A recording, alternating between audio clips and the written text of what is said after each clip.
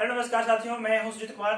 आप देख रहे हैं स्टार स्पेशलिस्ट और मैं हूं सुजीत कुमार। दोस्तों, आज हम बात करने जा रहे हैं एक ऐसे महत्वपूर्ण टॉपिक पर जो बहुत ही इंपॉर्टेंट है। जैसे कि आप लोगों को पता होगा, अमेरिका का द्वितीय विश्व युद्ध में शामिल होना कितनी बड़ी बातें थी और किस प्रकार से वह अपना काम किया था। तो इस वीडियो को बने रहिएगा अंत तक और देखते रहिए हमारी खास एपिसोड जो बहुत ही इंपॉर्टेंट बनने वाली है और प्रत्येक एग्जामों में पूछा जाता है। यहाँ पर आप लोगों को अमेरिका दिखता होगा और अमेरिका के नीचे दोस्तों यहाँ पर देखते होंगे ये जो ये सागर है, उसके बगल में जो हमारा यूरोप नजर आता होगा। तो यूरोप की सारी घटनाओं में किस प्रकार से अमेरिका जो अपना हस्तक्षेप करती है और अमेरिका का रोल क्या रहता है सेकेंड वर्ल्ड वॉर में, इसके बारे में हम जानेंगे। तो सबसे पहले बता देते हैं कि आज हम 3 पॉइंट बात करेंगे। वह 3 पॉइंट में सारा द्वितीय विश्व युद्ध को है वह कंप्लीट कर देंगे। और 12 पॉइंट रहेगा दोस्तों मेरा आज, वह रहेगा पृष्ठभूमि। ठीक है, बैकग्राउंड से पहले शुरुआत करेंगे हम। और दूसरा पॉइंट रहेगा तो द्वितीय विश्व युद्ध का कारण, ठीक है, रीजन क्या था सेकेंड वर्ल्ड वॉर का। ठीक है, थर्ड पॉइंट जिसको इसका रिजल्ट क्या हुआ द्वितीय विश्व युद्ध का परिणाम। राइट, तो ये तीनों पॉइंटों के साथ हम पूरा डील करेंगे और पूरा समझा देंगे आपको, है ना, कि द्वितीय विश्व युद्ध कितने महीने में कहां तक सही है, कितना गलत था, क्या हुआ इसमें, इसका मेन रोल क्या था, क्यों हुआ, कैसे हुआ, सारी चीजों को हम इसमें डिस्कस करेंगे। ठीक है,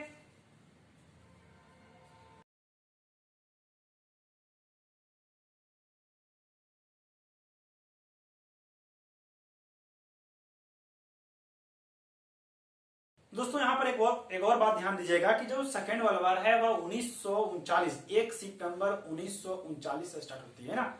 और कहीं कहीं देखा जाता है कि 2 सितंबर माना जाता है, लेकिन यह 6 साल तक रहता है, 6 साल 1 दिन। ठीक है, 1945 2 सितंबर को वह खत्म हो जाता है। ठीक है, तो दोस्तों यहाँ पर एक बात और ध्यान दीजिएगा कि जो जो सेकेंड वर्ल्ड वॉर में जो हमारा अमेरिका है ना, वह 1941 में एंट्री करता है। राइट, समझ आ रहा बात? तो एंट्री तो करता है, लेकिन 1939 में स्टार्ट होती है किसके द्वारा?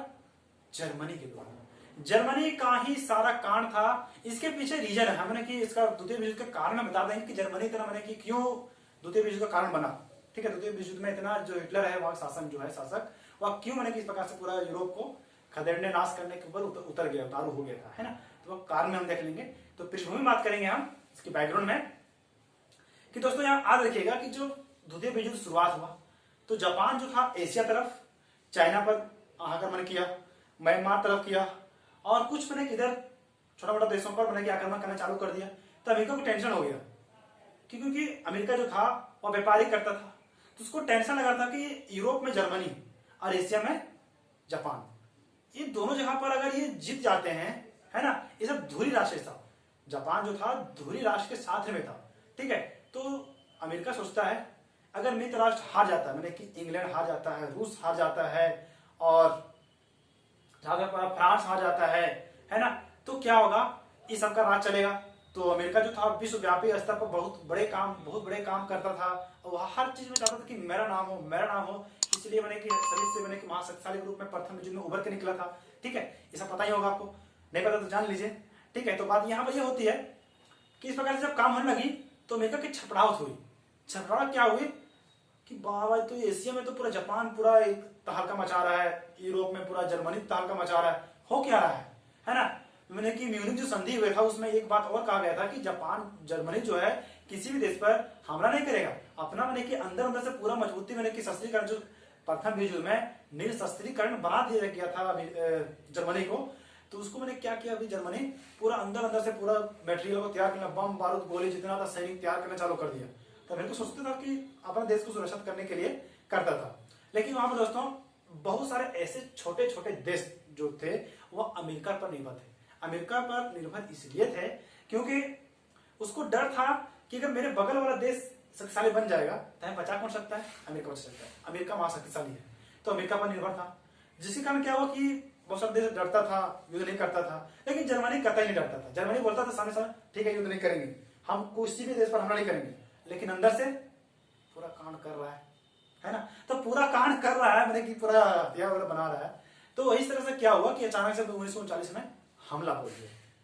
ठीक है, तो 1939 में अचानक हमला बोल दिया तो धीरे धीरे क्या किया कि 1941 आते आते उसमें पहले बोला था अमेरिका कि हम तटस्थता की नीति अपनाएंगे, है ना, हम कोई भी यूरोप में या कहीं भी यूरोप के देश में कोई भी मामला हम नहीं करेंगे, हम तटस्थ रहेंगे, मैंने कि हम पूरा शांत रहेंगे, है ना। मैंने कि इसकी ये नीति पता चलता है कि जो अमेरिका जो है युद्ध के लिए तैयार नहीं था, युद्ध में लड़ना नहीं चाहता था। और जर्मनी भी बोल दिया था कि हम युद्ध से आपसे नहीं करना चाहते, हम यूरोप वालों से करना चाहते हैं, आप दूर में रहिए, ठीक है। लेकिन दोस्तों यहाँ पर एक चीज और होती यह है कि 1941 में पर्ल हार्बर पर, है ना, तो पर्ल हार्बर पर जो था क्या हुआ कि जर्मनी द्वारा हमला कर दिया। वहां पर अमेरिका का डाकुओं आता था, डॉक आता था, मैंने कि स्टेशन था, मैंने कि जहाजों वगैरह का, सैनिक वगैरह का, तो उसको तहस नहस कर दिया पूरा, मैंने कि बम विस्फोट वगैरह करके पूरा तहस नहस कर दिया, ठीक है। तो तहस नहस कर दिया तो 1943 में क्या हुआ, अमेरिका को उतर गया, बोलेगा तुम मेरा को नुकसान करेगा तो मैं तेरे को छोड़ दूंगा क्या। कोई ऐसा देश नहीं पागल है दोस्तों कि तुम किसी का नुकसान करो तुमको छोड़ देगा। तो अमेरिका क्या किया, आगे उतर गया मैदान में, जर्मनी भी उतर गया, अब फ्रांस उतर गया, रूस उतर गया, इंग्लैंड, अब रूस तो पहले से भी था, और जापान तो उधर तो एशिया पर तहलका मचेले था, है ना। तो क्या हुआ कि मैंने कि 5 जो महान देश थे, इटली भी था, तो वो भी अनेक वहां पर उतर जाता युद्ध में। तो होता यह है कि 1941 में जब पर्ल हार्बर पर आक्रमण कर देता है, पूरा तरह से नाश कर देता है, तो अब जो अमेरिका है और पूरे शक्तिशाली के रूप में अब वहां पर युद्ध में आ जाता है कि अब हमको युद्ध करना ही होगा। एक नीति अपनाया गया था, मैंने कि एक नीति पास किया गया कांग्रेस में अमेरिका में, जैसे कि हम लोग यहाँ संविधान होता है ना, तो यहाँ पर विधानसभा है, तो उस प्रकार से वहां पर कांग्रेस बोलते हैं उसको, जो बैठक मिलता है वहां पर, तो पास करना पड़ता है कोई भी संसद में। तो वहां पर कांग्रेस में पास करवा गया था लैंड लीज, है ना, लैंड लीज रक्षा बजट, लैंड लीज रक्षा बजट विधेयक पारित किया गया। इसके तहत क्या हुआ कि अगर हमारे जमीन में कोई भी देश आक्रमण करता है, नुकसान पहुंचाता है, तो अपनी देश की, अपनी जमीन को भूमि रक्षा के लिए करने के लिए हम युद्ध करेंगे, है ना। इसका तहत एक ही मुद्दा था कि हम युद्ध करेंगे अगर हमारी जमीन पर कोई नुकसान करता है तो अमेरिका भी इसके ऊपर अब आगे आ गया। तो अटलांटिक चार्टर पर वहां पर यह हुआ था, अटलांटिक चार्टर की बैठक हुआ था, ठीक है। इसमें रूस और अमेरिका के बीच में संधि हुई थी कि अगर हम लोग जीतते हैं तो युद्ध को किस प्रकार से बंटवारा करेंगे, जमीन अगर ज्यादा जीतते हैं तो लोग किस प्रकार से बंटवारा करेंगे, तो बाद में देख लेंगे हम लोग। तो मैंने कि एक संधि हुआ था, तो उसमें क्या हुआ कि जो जर्मनी जो था हमारा, रूस पर आक्रमण करने चालू कर दिया। तो रूस पर आक्रमण करने कर दिया, तो रूस को बचाने के लिए, रूस की ओर से सहायता करने के लिए अमेरिका आ जाता है। अमेरिका पहले सोच लिया था कि मित्र राष्ट्र को जिताना है, मित्र राष्ट्र को जिताना है, अगर ध्रुवी राष्ट्र जीत जाता है तो हमारा बहुत ज्यादा नुकसान होगा, है ना। हर क्षेत्र में, एशिया में, यूरोप में, जितने सारे महादेश है, हर महादेश में मेरा नाम नाक कट जाएगा, क्योंकि हम महाशक्तिशाली हैं और जिसकी तरफ हम होंगे तो उसको जितना मैंने कि जरूरी है, और जितना मैंने कि जिताना है, किसी न किसी हालत जिता देना है, ठीक है। तो पूरी तरह से सैनिक व्यवस्था हो, बम बारूद हो, गोली व्यवस्था हो, पूरी तरह से सहायता करना चालू कर दिया। किसको, मित्र राष्ट्रों को। मित्र राष्ट्रों में बोल दिया गया 8 करोड़ रुपए, है ना, 8 करोड़ रुपए सहायता दिया कि आ जाओ, जितना जो लेना है, बम बारूद पैसा कौड़ी, जितना जो कुछ लेना है ले लो, और लेकिन तुम जीतो, युद्ध में जीतो, मैंने कि ध्रुवी राष्ट्र को हराओ। तो इसका नीति यहाँ पर बन गया था। तो देखें हम लोग यहाँ पर इस पॉइंट में, बैकग्राउंड में, कि किस प्रकार से अमेरिका जो है इस युद्ध में कूद जाता है। हम इस पॉइंट के इस प्रकार से बता सकते हैं कि अमेरिका को ना चाहते हुए युद्ध में किस प्रकार से कूदा, जर्मनी ने किस प्रकार से उकसाया, है ना। तो यहाँ पर यह हो गया। तो क्या हुआ कि ब्रिटेन और रूस, क्या हुआ कि अमेरिका खा जाने से क्या हुआ कि उसका शक्तिशाली हो गया, महसूस मैंने कि सेफ फील करने लगे, महसूस सेफ्टी होने लगा, चलो मेरे तरफ से अब अमेरिका आ गया, है ना, फिर तुम आ गया, अमेरिका आ गया, अब हम सेफ हैं, है ना। इस प्रकार से उसका अब शांति मिलने लगा, अब बेहिचक मैंने कि पूरा गोली बारूद करना चालू कर देता है, ठीक है। तो चर्चिल और स्टालिन के साथ में क्या हुआ कि रूजवेल्ट का जो था, अमेरिका का राष्ट्रपति कौन था वहां पर, है ना, फ्रैंकलिन डी रूजवेल्ट थे, तो अमेरिका का। और चर्चिल जो थे वहां पर माने कि ब्रिटेन के राष्ट्रपति थे, है ना, और जो स्टालिन थे वह हमारे रूस के थे। तो इन तीनों देशों के साथ में मित्र संधि हुआ और शक्तिशाली बना कि अब किस प्रकार से हम लोग युद्धकालीन नीति बनाया गया कि किस प्रकार से युद्ध लड़ना है, किस प्रकार से जीतेंगे, फिर मैंने प्रथम विश्व की तरह जीतेंगे और फिर जीतेंगे, जरूर जीतेंगे। तो इस प्रकार से नीति बन जाता है यहाँ पर, ठीक है। अब नीति बन जाता है, युद्ध चालू हो जाता है। हम लोग देखते हैं यहाँ पर कि अचानक से अप्रैल महीना में 1945 में फ्रैंकलिन डी रूजवेल्ट की जो है मृत्यु हो जाती है, फ्रैंकलिन डी रूजवेल्ट की मृत्यु हो जाती है। तो इसका विवादास्पद है कि कैसे मृत्यु हो गई। कोई कहते हैं कि उसको झेल नहीं पाया, जो बम विस्फोट हुआ था परमाणु बम का, है ना, जापान पर। पता है ना, नहीं पता है, पता होना चाहिए ना। तो नागासाकी सीमा पर जो 6 अगस्त को हुआ था और हिरोशिमा पर 9 अगस्त को। तो लिटिल बॉय के द्वारा 6 अगस्त को और मैंने कि 9 अगस्त पर फैटमैन, ठीक है। तो इस प्रकार से बम गिराया गया था, मैंने कि परमाणु बम जापान पर। तो यही कहा जाता है कि बहुत सारे इतिहासकारों में विवाद है, केवल नहीं, इसकी परिणाम क्या होगा, वैज्ञानिकों ने बताया था कि बहुत भयानक होगा, तो उसको सहन नहीं कर पाए। और कोई बोलते हैं कि पोलियो बीमारी था इसलिए मर गया, कोई था कि कमजोर था तो बुढ़ा गया था। तो बहुत सारे रीजन इसके पास सकते हैं कि उसका विवादास्पद है। सुभाष चंद्र बोस का जो मृत्यु का अभी तक कोई प्रमाणिक नहीं मिला कि कैसे मृत्यु हो गया, है ना, कहाँ पर उसको कोई बॉडी भी तक पता नहीं चला। तो इसको पूरी पता चला, लेकिन इसका कोई मृत्यु का रहस्य सही से पता नहीं चल पा रहा है कि राष्ट्रपति जो रूजवेल्ट है, फ्रैंकलिन डी रूजवेल्ट का, इसका मृत्यु अभी तक कोई कंफर्म नहीं हुआ है। राइट, तो यहाँ पर समझ में आ गया कि राष्ट्रपति रूजवेल्ट की मृत्यु जाती है, किस प्रकार से मतलब कि अमेरिका जो है प्रथम युद्ध में शामिल होता है। ठीक है, अब हम बात करें दोस्तों यहाँ पर एक चीज, सेकेंड पॉइंट जो हम बताए थे अभी हम, है ना, वह था द्वितीय विश्व युद्ध के कारण। सेकेंड पॉइंट नोट कीजिएगा। तो द्वितीय विश्व युद्ध के कारण क्या रहा, क्या था द्वितीय विश्व युद्ध का कारण जो बहुत ही इंपॉर्टेंट बन गया था युद्ध लड़ने के लिए। तो हम शुरुआत यहां से करेंगे दोस्तों, बहुत ही आराम तरीके से आपको बताने वाले हैं, बहुत ही दिमाग आपको छप जाएगा कि द्वितीय विश्व युद्ध हुआ क्यों, इसका रीजन क्या रहा था। ठीक है, तो नोट कीजिएगा दोस्तों यहां से कि प्रथम विश्व युद्ध खत्म हुआ, प्रथम विश्व युद्ध के बाद कौन सा संधि बनाया गया था, वर्साई संधि।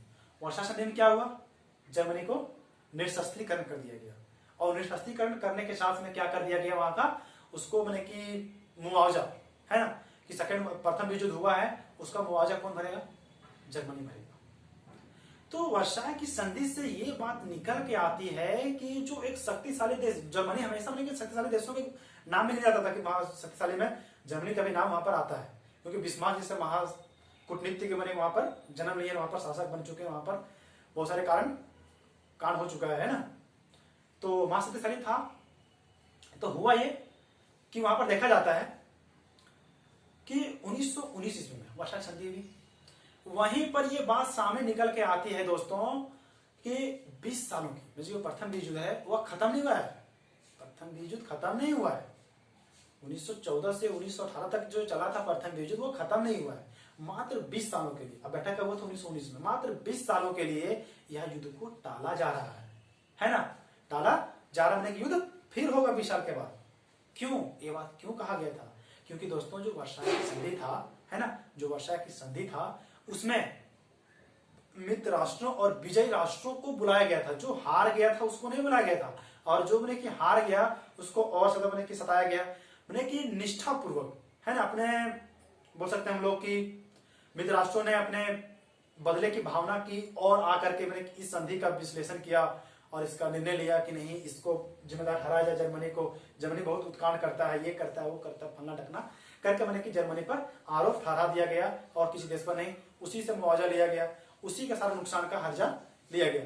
तो एक तो मैंने कि उसका निशस्त्रीकरण की पूरा अमीर मैंने कि चारों मैंने कि फ्रांस, ब्रिटेन, है ना, रूस, इन तीनों चारों देशों के बीच में जर्मनी को पूरा लंग कर दिया। लंगा मतलब होता है कि निशस्त्रीकरण, मैंने कि ऐसा कुछ मत समझिएगा, तो निशस्त्रीकरण मैंने कि उसके पास कोई सैनिक ना हो, कोई बम बारूद ना हो, पूरी तरह से मैंने कि अब उसको खंगाल के छोड़ा, मैंने क्या अकेले छोड़ देना। अब भाई उसके जनता क्या सोचेंगे, वहां की जनता क्या सोचेंगे कि इतने बड़ा अपमान मेरे देश में, जो मेरे देश महाशक्तिशाली देशों के साथ में नाम आता है, तो ये गलत बात है ना। तो उस बदले की भावना, अरे एक तो बात दोस्तों, द्वितीय विश्व युद्ध को बदले की भावना के युद्ध कहते हैं इसी के नाम पर, क्योंकि जर्मनी उसी समय बदला लेने के लिए उतावल हो गया था कि एक दिन हम बदला लेंगे।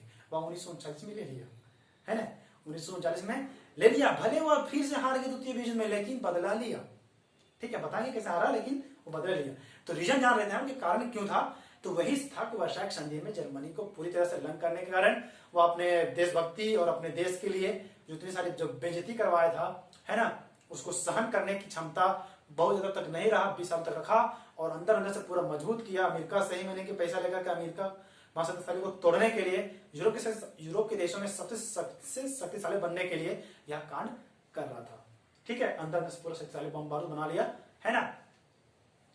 अब दोस्तों यहां पर एक बात और नोट कीजिएगा कि जर्मनी जो है बम बारूद बना लिया, अब क्या किया कि ऑस्ट्रिया और इटली, है ना, ऑस्ट्रिया और इटली दोस्तों यहां पर एक बात और नोट कीजिएगा कि जो मित्र राष्ट्रों प्रथम विश्व में जो जीत हुआ था वह इटली जो है मित्र राष्ट्रों की ओर से युद्ध लड़ा था। तो मित्र राष्ट्रों के युद्ध में लड़ा, तो जब युद्ध में जो जीता वो जो क्षेत्र था उसको बंटवारा बराबर होना चाहिए, इटली को भी कुछ ना कुछ मिलना चाहिए, लेकिन इटली को नहीं मिला, है ना, इटली को नहीं मिला, इसीलिए वहां पर नाथसीवाद का जन्म होता है, नाथसीवाद का जन्म होता है और जर्मनी को मैंने कि पूरा तरह से प्रताड़ित किया, इसीलिए वहां पर जर्मनी में हिटलर का उदय हुआ था।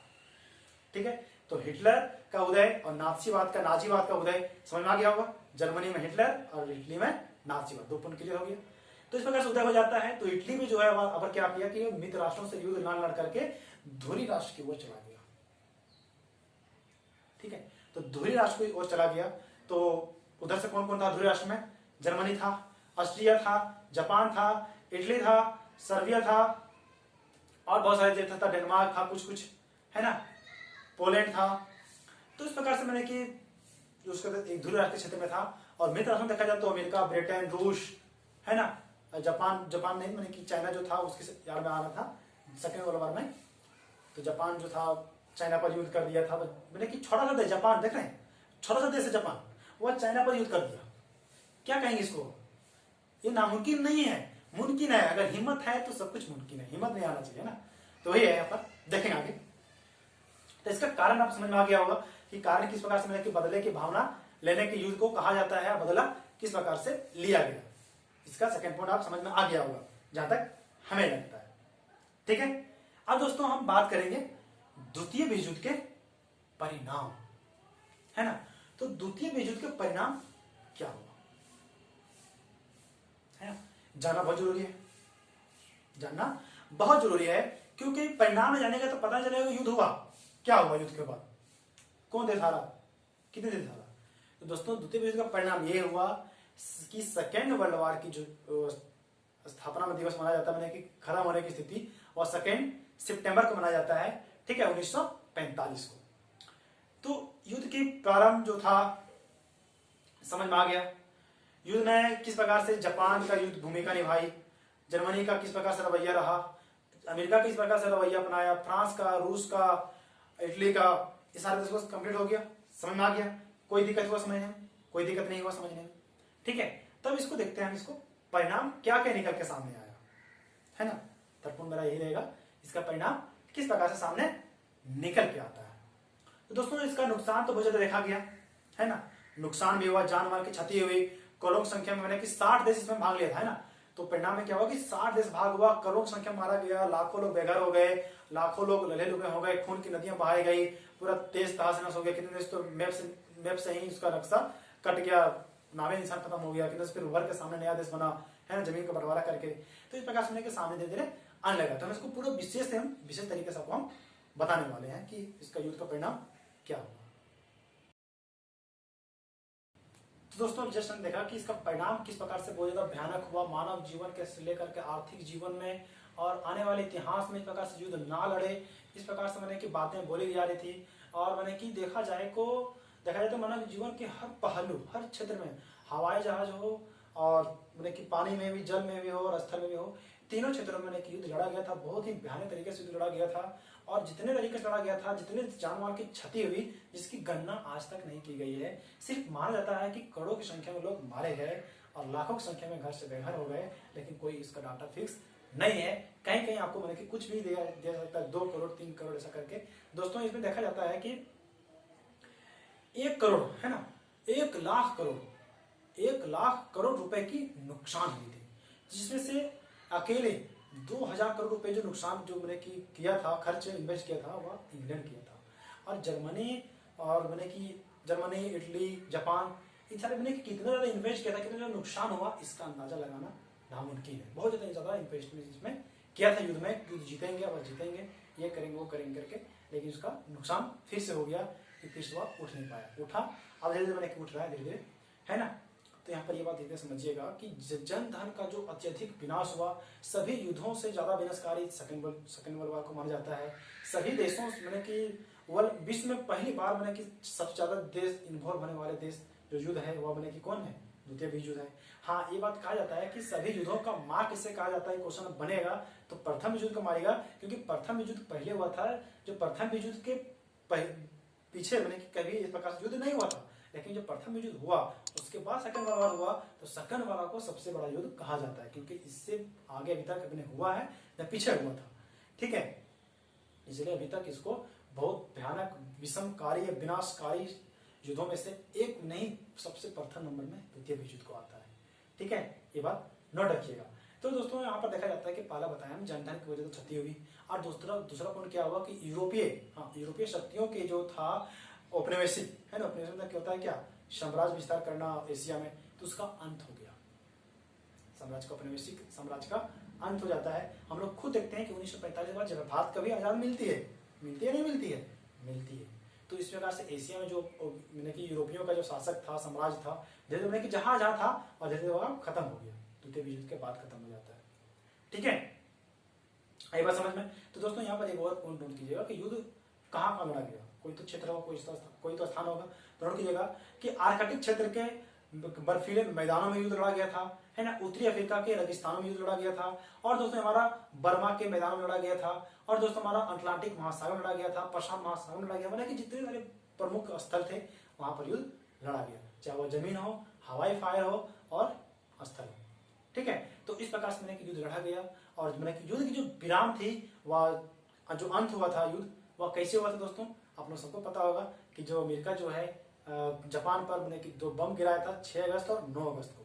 ठीक है, नागासाकी और हिरोशिमा पर बम गिराया था, लिटिल बम और फैट मैन। ठीक है, तो बिग 21 और मैंने कि लिटिल मैन और फैट मैन, इस प्रकार से जो पहले छोटा, इसको ट्रिक याद करना चाहते हो, पहले छोटा फिर मोटा, है ना, जापान को शांत करने के लिए यह युद्ध मैंने कि परमाणु बम गिराया गया था अमेरिका के द्वारा। तो ये बात आपको समझ में आ जाना चाहिए कि युद्ध किस प्रकार से विराम होती है। पहला युद्ध में, पहला बम में क्या हुआ दोस्तों कि जब जापान जो है वो हार मान ही रहा था, उसको बोला गया कि आप शांत हो जाइए, लेकिन वह शांत नहीं। तो अंततः जो कहता क्या होता है कि 14, है ना, 14 अगस्त को क्या करता है, हार मान जाता है और हाथ जोड़ लेता है। तब तक मैंने कि 14 अगस्त को युद्ध खत्म हो जाती है, जापान जो है हार मान लेती है, लेकिन दोस्तों क्या होती है, तो दूसरा बम जब गिरा दिया गया है तो वो हार मान लेती है दूसरा बम गिराने के बाद, क्योंकि वह जर्मनी को, जापान को डर हो गया था कि भाई तो जब अमेरिका है, इसके पास अनलिमिटेड मैंने कि पावर है, पूरा देश में, शहर में मैंने कि पूरा तहस नहस कर देगा।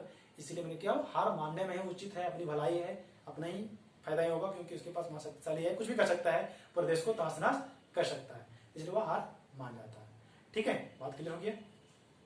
अब बात करें दोस्तों यहाँ पर कि जब हार मान गया तो 2 अगस्त को क्यों, मैंने कि 2 सितंबर को क्यों मान जाता है, क्योंकि दोस्तों छोट मोट लड़ाई जो था कहीं कहीं धीरे धीरे होता ही था, है ना, जापान, जर्मनी, इटली, ये सब तो हार मान लिया, लेकिन बहुत छोटे देश जो था एक दूसरे उलझा हुआ था, तो पूरी तरह से शांत होने में 2 सितंबर तक समय लग जाता है और युद्ध यहाँ पर समाप्त हो जाता है। दोस्तों उम्मीद है कि जिस प्रकार से हम समझाएं या कहानी या स्टोरी आप लोगों को बहुत ही अच्छा लगेगा, और अच्छा लगेगा दोस्तों तो हमारे वीडियो को जरूर लाइक कीजिएगा, एक मोटिवेशन करने के लिए हमें, और दोस्तों अच्छी लगे तो अपने दोस्तों जरूर शेयर कीजिएगा।